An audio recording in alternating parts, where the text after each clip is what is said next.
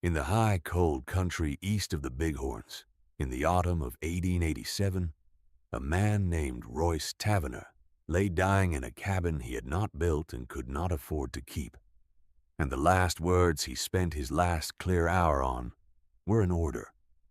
He pointed at the cedar chest at the foot of his bed, at the stacked ledgers and the bundled letters and the diaries bound in cracked black cloth. And he told the woman who had nursed him for 11 weeks to burn every page of it and never read a line. She was 28 years old that autumn. She had come to that valley with a dead man's tools and almost nothing else.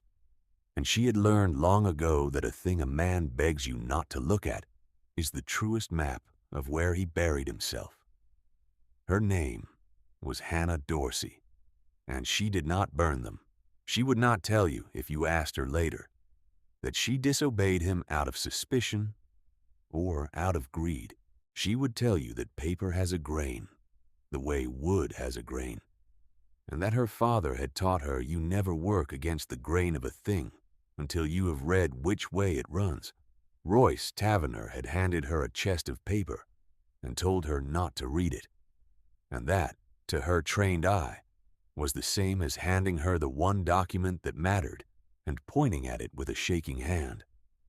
She sat with him until the breath went out of him near dawn. Then she banked the fire he had wanted fed with his secrets, and she opened the chest instead. Stay with this one. What she found in that cedar chest was not a confession, and it was not a fortune, and it took her the better part of a winter to understand why a dying man would rather burn it than be remembered by it. To understand Hannah, you have to go back, the way she went back in her own mind that morning, to a print shop in St. Joseph, Missouri, where she had been raised among presses and proof sheets and the long, flat cases of metal type. Her father, Amos Dorsey, had been a job printer and a binder, a man who said other men's words for a living and trusted none of them. He taught her to read upside down and backward, because that is how type sits in the stick. He taught her to read a ledger the way a doctor reads a pulse, by what was regular and what skipped.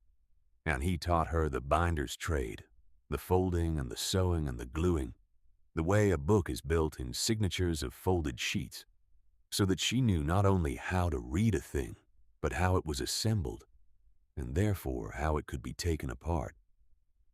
Amos Dorsey died of a lung sickness when Hannah was 26, and the shop went to his debts, and the debts went to a man who had no use for a printer's daughter.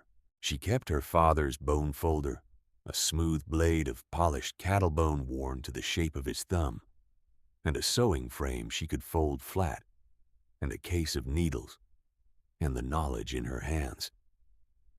With those she went west, because west was where a woman with a useful skill and no family could disappear into honest work. She had bound hymnals for a mission in Nebraska. She had repaired a county clerk's water-ruined record books in Cheyenne, and it was the clerk in Cheyenne who told her that an old rancher up past the Powder River Forks was dying and wanted a steady woman to keep him and his papers in his last months, and would pay in coin. She had not known then what the papers were. She had taken the work because the work was there. The cabin sat in a fold of land where the grass ran gold and the wind never fully stopped. 3 days' ride from the nearest town worth the name, which was a rail and cattle settlement called Lodgepole. The Tavener place had been a great ranch once. You could see it in the bones of it, in the long collapsed line of a bunkhouse and the stone footings of a barn that had burned, in the rusted rims of wagon wheels half sunk in the sod. By the time Hannah came to it, the great ranch had shrunk to a single cabin, a lame horse, a dozen head of cattle gone half wild, and a man who coughed blood into a rag and watched the door as though he expected someone he owed. Royce Tavener was past 70 and had the manner of a man who had given a great many orders in his life and was not used to lying still. He was a big man gone gaunt, with hands that had been broken and set crooked more than once, and he watched everything she did with the wary attention of a man who trusts no one's competence but his own. For the first weeks, he barely spoke to her beyond what his body needed. He would take the broth she brought and the willow bark tea she steeped against the fever, and he would grunt his thanks and he would turn his face to the wall. She did the work without complaint. She had nursed her own father through the same slow drowning, the lungs filling faster than a body could empty them, and she knew that a dying man's silence is not always rudeness. Sometimes it is the only privacy he has left. Then, as the cough deepened and the nights grew long, he began to talk, the way the dying talk, in pieces that did not connect. He spoke of cattle drives up from Texas in the years just after the war, of dust storms that turned noon to dusk and of rivers crossed in flood. He spoke of a partner named Calloway, and when he said the name, his voice did a thing it did at no other time, dropping low and going careful, the way a man steps around a board he knows is rotten. He spoke of a winter so hard the cattle froze standing up, found in the spring still upright in the drifts like a herd carved out of salt, and more than once, surfacing out of fever in the black middle of the night, he gripped her wrist with a strength that surprised her in so wasted a body, and said the same thing. The papers. When I am gone, burn the papers. Promise me you will burn them. She would ask him gently why. She asked it the way you ask a frightened animal a question, low and without pressure, expecting no answer and leaving room for one.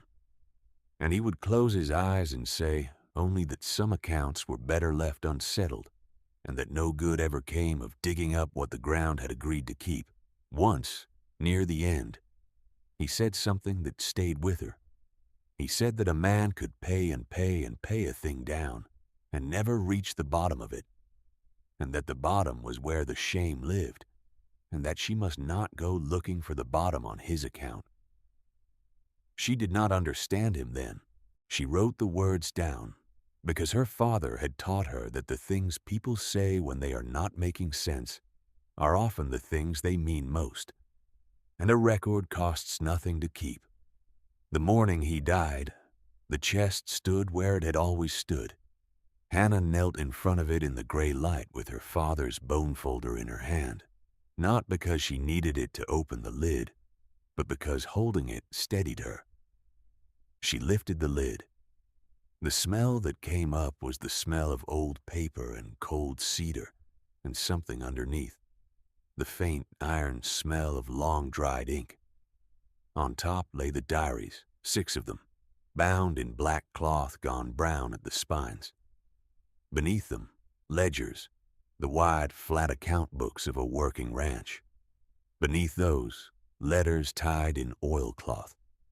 And at the very bottom, wrapped in a square of canvas and tied with waxed thread, the way a careful man wraps a thing he means to keep dry forever. A 7th book, smaller than the rest. That didn't match the others at all. She did not go to the 7th book first. A trained hand does not lunge. She started where any reader starts, at the top, with the diaries, and she read them in order by the window over the days it took to dig a grave in the half-frozen ground and lay Royce Tavener in it under a cairn of river stones, because she could not cut sod fast enough to do better. The diaries were the record of a hard and ordinary life, weather and cattle and prices.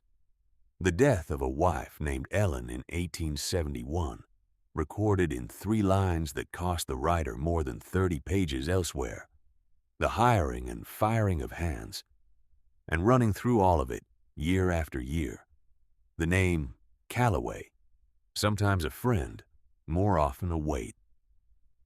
Samuel Calloway had been Royce Tavener's partner in the early years, the 2 of them building the Tavener range together out of open grass and borrowed money.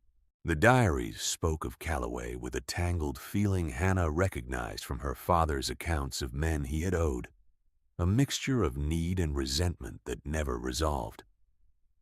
And then, In the diary for the year 1878, Calloway stopped. There was no death recorded, no falling out described. The name simply ended mid-year, between an entry about a fence line and an entry about a buyer from Omaha, as though a man who had appeared on nearly every page for a decade had been lifted clean out of the writer's life, and the writer had decided not to say how. After that, the diaries changed. They grew terse. The handsome, flowing entries of the early years gave way to short notes, prices and weather and nothing of the heart, as though the man writing them had decided that a diary was a dangerous thing to put feeling into. Hannah read the silence where Calloway had been, the way she read a gap in a ledger column. Something had been taken out. The question was whether it had been torn out or simply never written. And those are not the same crime. She set the diaries aside and went to the ledgers because a man may lie in a diary, but his money tells the truth in spite of him. This is the part her father would have loved.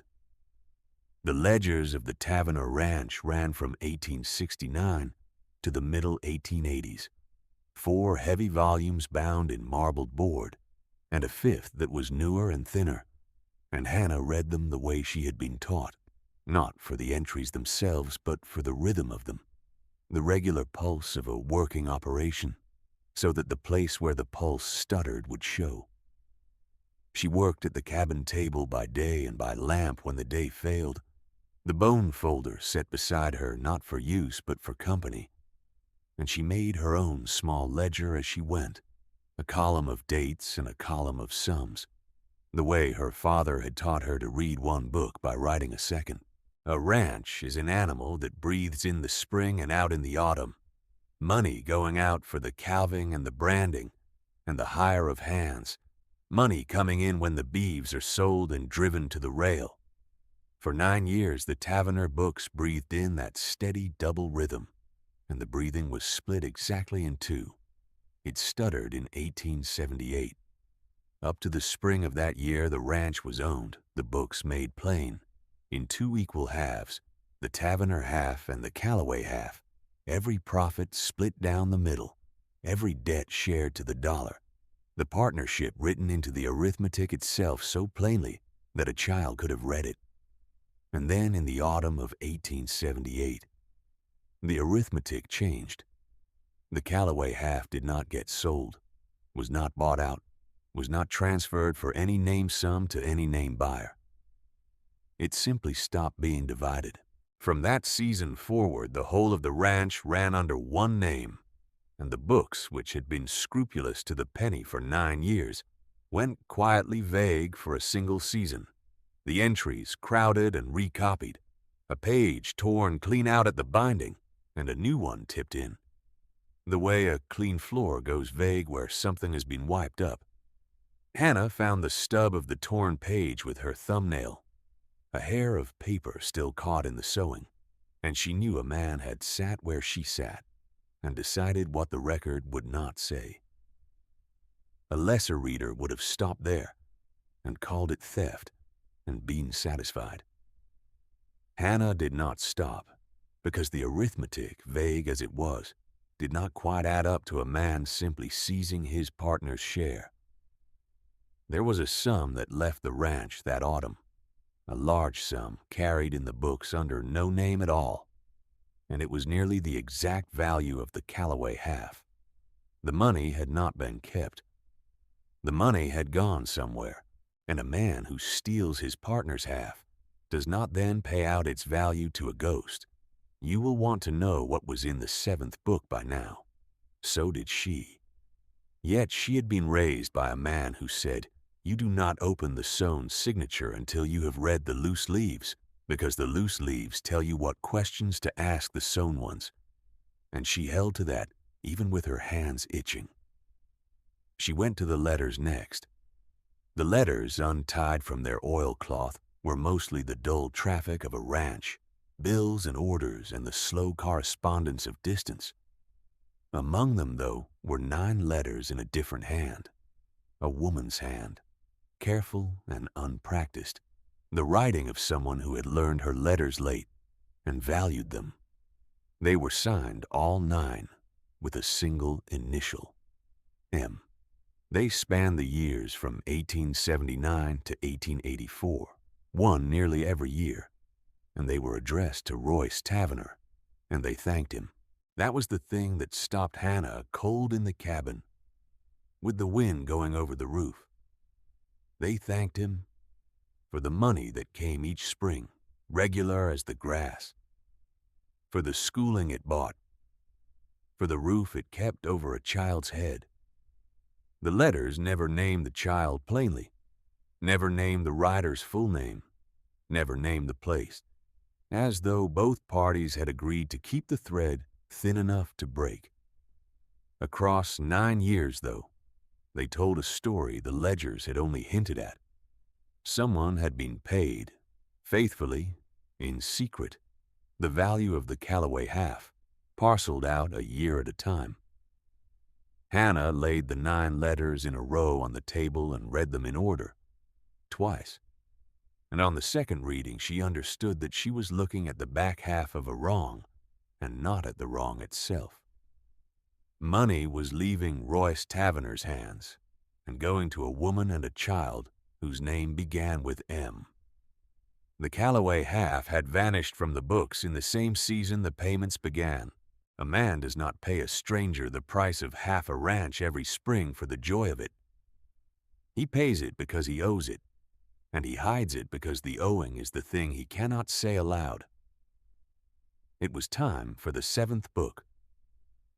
She untied the waxed thread with her father's bone folder, peeled back the canvas, and found a thing that made her sit very still. It was not a diary and not a ledger. It was a bound book of blank leaves, sewn and cased by a careful amateur, and into it Royce Tavener had copied in his own slow hand over what must have been years a single sustained account. Across the top of the first leaf he had written 4 words, and then crossed 3 of them out so hard the pen had torn the paper, leaving only the word confession standing alone and half destroyed. He had not been able to call it that, and had not been able to call it anything else.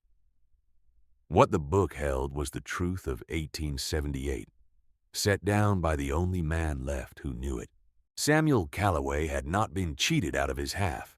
Samuel Callaway had died. He had died on a cattle drive in the autumn of 1878, in a river crossing swollen with early snowmelt, when a wagon went over in the current and a man went under trying to free a team. The book described it without flinching and without ornament, and Hannah, reading it, understood that the lack of ornament was the wound. Royce had been on the bank. Royce had been the one who decided, with the water rising and the light going, that the drive could not wait, that they could not search past dark, that the living cattle and the living men had to move on. He had made the call a trail boss makes, and he had been right to make it, and it had cost Samuel Callaway his life, and Royce Tavener had carried for the rest of his days the certainty that a braver or a better man would have gone into the water himself. That was the first truth, and it was a grief, but it was not yet a crime. The crime, such as it was, came after. Samuel Callaway had a wife, not in any church record, not in any town that knew the Tavener name, but a wife by the only law that had been available to them, which was their own word to each other. Her name was Marta, and she was a Mexican woman from down along the Purgatoire, and Samuel had kept the marriage quiet because in that country in those years, a partnership in a great ranch and a Mexican wife were 2 things a careful man did not let stand in the same sentence. When Samuel drowned, his half of the ranch was, by every paper that existed, simply Royce Tavener's now, because the partnership had been between 2 men, and the law saw no one else. Marta had no claim that any court would hear. She had a child, a daughter, and she had her own word that she had been Samuel's wife, and against the Tavener ranch and the Tavener lawyers, her word was worth exactly nothing. Royce Taverner could have kept it all. That was the thing Hannah understood as the wind died down toward evening and she lit the lamp to keep reading. Every law and every paper and every habit of that country told him the whole ranch was his and that he owed the drowned man's woman nothing at all. And for a season, the book admitted, he had told himself exactly that. Then he had begun to pay. He had not told Marta the marriage was recognized because he could not make it so. He had not brought her north because he was a coward about the talk it would raise, and the book said so in those words, coward about the talk. What he had done instead was send money, every spring the assessed value of the Callaway, half paid out across the years it would have earned, to a woman the law said was no one, for a child the law said had no father. He had done it in secret because to do it openly was to confess that the Taverner Ranch was built on a dead partner's drowned half. He had done it badly and late and in shame. He had done it anyway, year after year, until the ranch itself failed, and the great spread shrank to a cabin and a lame horse. And even then, the last ledger showed he had sold cattle he needed to keep in order to send one final sum in the spring before he died. The payments had hollowed out the ranch. That was why the Taverner place had fallen. Not drink, not cards, not a hard winter, though the country blamed all three. Royce Taverner had quietly paid his dead partner's family the worth of half of everything he had, and had let his own empire crumble around him rather than stop, and had told no one why, because the why was a confession he could not survive making while alive. And he had wanted it burned. Of course, he had wanted it burned. A man who has spent 30 years failing to be brave does not want the failure read aloud after he is safely past hearing it. He had wanted to be remembered as a rancher who lost his luck, not as a man who had let another man drown and spent his life unable to pay the debt down to zero. Hannah Dorsey sat with that through a long night, and somewhere in it she made the decision that the rest of her life would turn on. She could burn it as he had asked, and let the dead keep their arrangement. Or she could finish the one piece of the work that Royce Taverner had not been brave enough to finish himself. Because the book and the letters together held something he had never managed to give Marta and her daughter, the one thing that money in secret could not buy. They held the proof. They held a dead man's own written word that Samuel Callaway had been a true partner, a true husband, a true father, and that the child down on the purgatoire was not nobody's child, but the daughter of a man who had owned half of one of the great ranches of the Powder River country. A debt of money Royce had paid, a debt of name he had died owing. She did not act in haste. A binder does not glue before the sewing is dry. She spent the rest of that winter in the cabin, snowed in for weeks at a stretch, and she used the time the way her father would have used it. She read the 7th book until she could have recited it. She matched its account against the ledgers date by date, until every payment in the books had its reason in the confession, and every gap in the diaries had its truth in the canvas-wrapped pages. She built the case the way she would have built a book, in ordered signatures, each sheet folded to the next, so that what she carried out of that valley in the spring was not an accusation, but a structure, complete and sewn and impossible to pull apart. When the passes opened, she rode to Lodgepole. The lame horse traded for a sound one out of Royce's last coin, and she did the patient, unglamorous work that the truth required. Lodgepole was a town of one long street, a railhead and a stockyard, and the dust of both. And it did not give up its records easily to a woman traveling alone. She began at the freight office because freight offices keep what they are paid to keep and forget nothing. They were paid for, and she sat for 2 days going through the trail and shipping books of the late 1870s, a clerk grudging her the lamp oil until she found it. A drive bossed under the Tavernier name had crossed the Belle Fourche in the autumn of 1878, swollen with an early snowmelt, and the manifest that came in at the rail end listed one fewer drover than the one that had set out, and beside the missing name, a single word in a tired clerk's hand: lost. Not deserted, not paid off, not discharged. Lost, the word Meehan used for the river and meant nothing kinder by. From the freight books, she went to the land office, where she traced the Taverner patent and the early filings, and confirmed what the ledgers had told her, that two names had stood on the original claim, and that one of them had quietly fallen away in the same season the manifest came in short. She copied every relevant entry in her own clean hand, dated and sourced, the way a binder gathers signatures, never trusting memory where a copy would serve. And then she went looking south, because the 9 letters had come from the south, and a baptism, if there had been one, would be written in a register down where the priest answered to Rome, and not to the Taverner range. It took her 3 weeks and 4 churches and a great deal of patient asking before she found it, in the back of a leather register in a small parish along the Purgatoire. A baptism from 1877, a daughter recorded to Samuel Calloway and Martha his wife, in a priest's hand, in a country far enough south that the priest had neither known nor cared who the Taverner ranch was. The marriage the northern law had refused to see had been written down all along, by a man in a vestry who answered to a different authority. Hannah did not need it for herself. She had believed the 7th book the moment she read it. She needed it for the world, which believes ranchers and lawyers and not the written word of dead Mexican wives.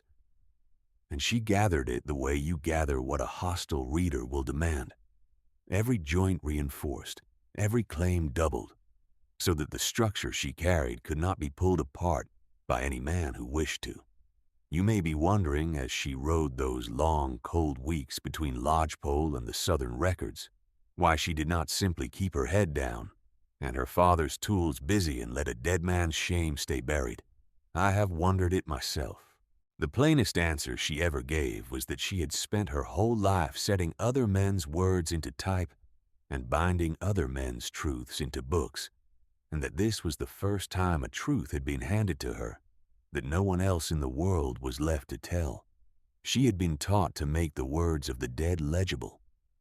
Here were the words of 2 dead men, Samuel who could not speak and Royce who would not, and a living woman and her daughter who had been paid in silence for 30 years and never once told why. Hannah Dorsey had the only key that fit, and she had been raised by a man who believed that a key you refuse to turn is the same as a lock you build. The baptism record had given Hannah a parish, and a parish is not a person. It took her the better part of that same year to find Martha Calloway herself. The letters had been careful never to name a place, but a binder reads what a writer does not mean to say. And across the 9 letters Hannah had gathered a postmark worn to a few letters, a mention of a river bend and a chapel, a turn of phrase about the spring water that belonged to one stretch of country and no other. She matched the worn postmark against the parish she had found, and narrowed 9 years of careful concealment down to a few miles of river. She asked at the chapel, and at the store, and of an old man mending harness in the shade, the patient asking that wears a hole in a town's reluctance, and she did not say why she wanted the woman, only that she carried something the woman would want. She followed the thread the way she would have followed a tear in a torn page back to where it began.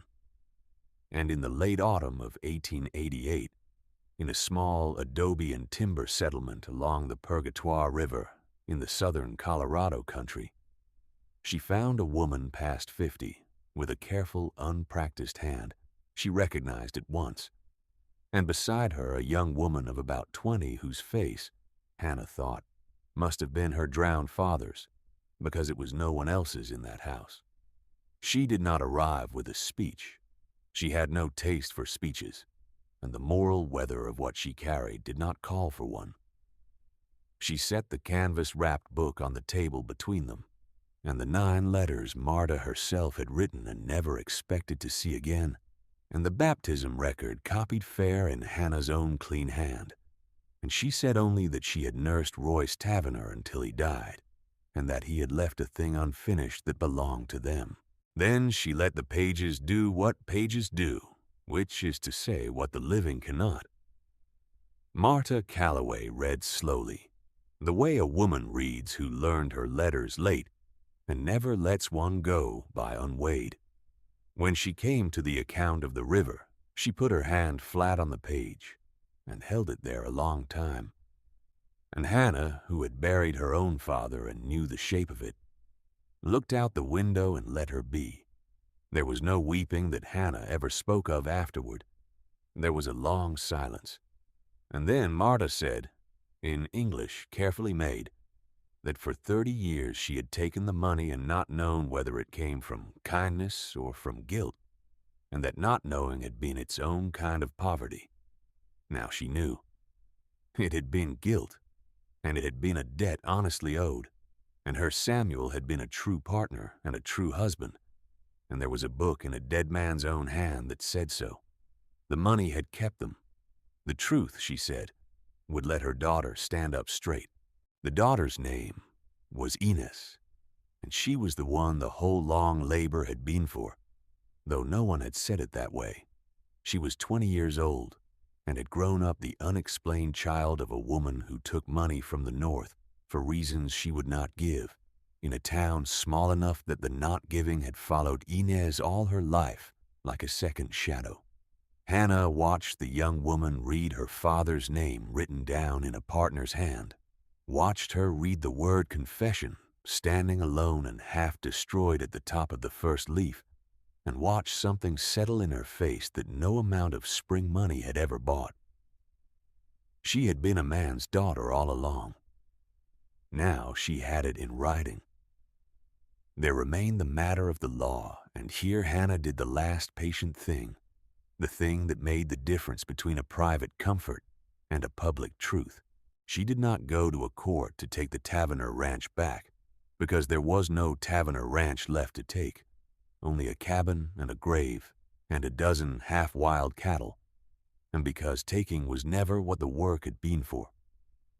What she did instead was file the truth where it could not be unfiled. She took the baptism record and a fair copy of the relevant pages of the 7th book and a sworn statement of how she had come by them to the county seat, and she placed on the public record, in the careful, permanent way that records are made, the fact of the marriage and the fact of the partnership, and the fact that Inez Calloway was the lawful daughter of Samuel Calloway, who had died on a cattle drive in 1878 as a half-owner of the Tavernier Range. She asked for no money and claimed no estate. She asked only that the records say what was true, so that no clerk and no lawyer and no whispering town could ever again say the girl on the purgatoire was nobody's child. The men at the county seat did not at first take her seriously. A printer's daughter with a canvas-wrapped book and a story about a dead rancher's secret.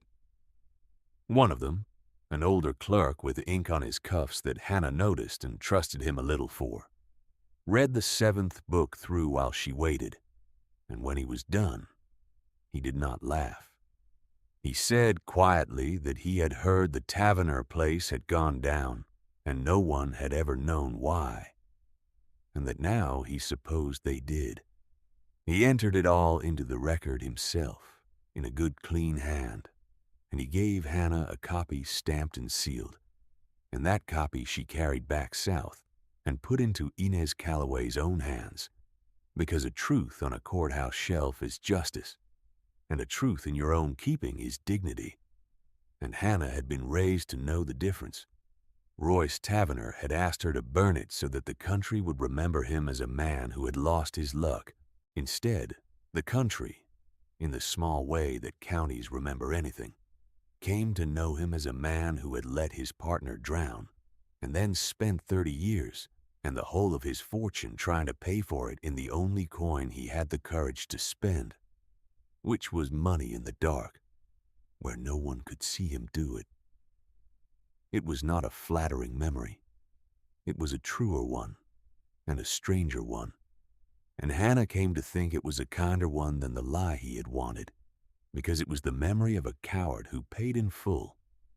And there are worse things on the frontier to be remembered as than that. She stayed on the Purgatoire through that winter at Marta's asking, and she did a thing there that her father would have understood better than any courthouse filing. She took the seventh book apart, not to destroy it, to save it. The canvas-wrapped binding Royce had sewn was the work of a careful amateur, and it was already failing, the thread cutting through the soft old paper, the way an honest but untrained hand always fails a thing it loves too tightly. Hannah took it apart leaf by leaf with her father's bone folder, the polished blade worn to the shape of his thumb, and she cleaned each leaf and mended the tears with thin strips of paper and rebound the whole of it properly, in sewn signatures, in boards she covered in plain dark cloth, so that the confession of Royce Taverner and the proof of Samuel Calloway's life would last as long as paper lasts, which is longer than ranches and longer than the men who build them. She gave the rebound book to Inez. She kept for herself only the things she had come west with, the bone folder, which had opened the chest and untied the thread, and lifted apart the failing binding and built, at the last, the durable form that would carry the truth forward. It was the only inheritance she had ever wanted, and the only one she ever took, and it had been enough. If you have stayed with this story to hear, you may be carrying a question of your own, about some chest in your own family that someone asked to have burned, and whether the asking was a kindness or a fear. Sit with it a while. There is more I could tell you about the people who outlast a buried truth, and another story near this one that I will set down soon. Hannah Dorsey lived a long time after, longer than anyone who had known her in St. Joseph would have guessed for a printer's daughter with a lung-weak father, and no prospects. She bound books in the southern Colorado country for the rest of her working life, hymnals and county records and the occasional family Bible, and she taught the trade to Inez Calloway, who had a steady hand and a reason to value the permanence of a written word that most apprentices never come to. The two of them ran a small bindery in a town that grew up slowly along the Purgatoire, and people who did not know the history thought they were aunt and niece, and neither of them ever corrected it, because in every way that the law had failed to recognize and the work had managed to honor, it was near enough to true. Marta Calloway died in her own bed, an old woman with the rebound book on the shelf beside her where she could see it, and with the courthouse copy folded in the drawer underneath, and with her daughter's daughter, a girl named for no one and free to be, asleep in the next room. Whatever poverty the not knowing had been, she did not die in it, and the cabin east of the Bighorns fell in, as cabins do, the cedar chest empty and the grave under its cairn of river stones unmarked, because Hannah had judged that a man who could not bear to be read did not want his name cut into stone either, and she had honored that one wish if not the other. The grass ran gold over the footings of the burned barn. The wind never fully stopped, and somewhere far to the south, in a bindery that smelled of paste and old paper, a daughter who had finally been written down kept her father's truth on a shelf, in sewn signatures, in plain dark cloth, mended by a hand that had been taught never to work against the grain. He had said to burn it.